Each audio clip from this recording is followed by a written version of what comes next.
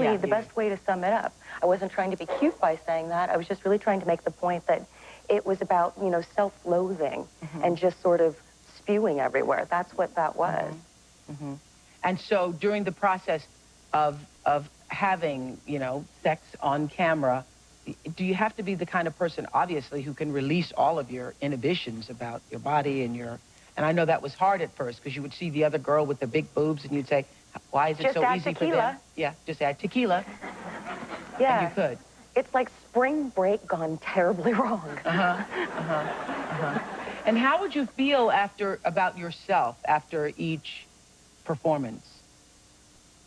Over a period of 3 years, from the start to finish, because I started when I was about 15, and it ended when I was about 2 weeks after my 18th birthday. It was really my rock bottom when that all stopped. And it progressively just went so quickly downhill. And to answer your question, it would be more coke, it would be more booze.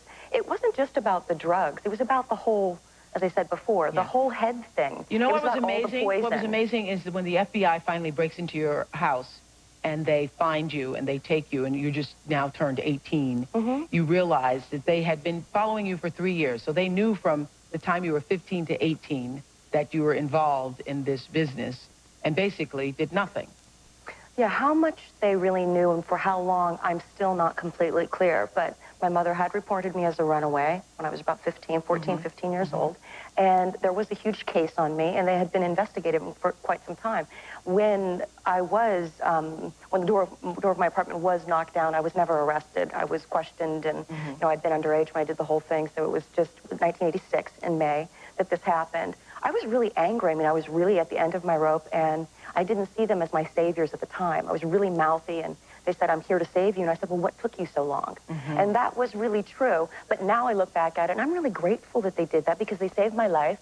And ultimately, I had a second chance, a new lease on life, and I decided I wanted to do better.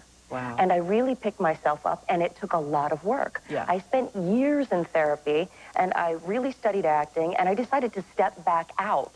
And really, I kept my name, my stage name, because I found out that you can run, but you cannot hide.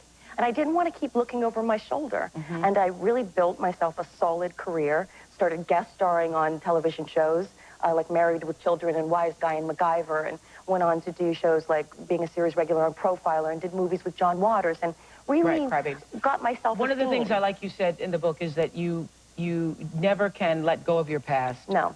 But you have to make peace with it and move on. Yes, and I don't believe that silence is the answer, because I think so many women, like me and you, have been harmed in such deep, deep ways by this, that silence is just poison. It makes each one of us feel like we're isolated, and we're not. We're not the only ones. Yeah, and what women need to do, and they're 1 out of 4, the estimates of women who are molested in this country, young girls, and there are millions of different paths that are taken with that molestation. A lot of people feel shamed, and they never go on to do anything with their lives, and then there are people like yourself and people like me who take the pain and turn it into power. Thank you so much, Traci. Thank you so much. Her book is called Underneath It All. Underneath It All.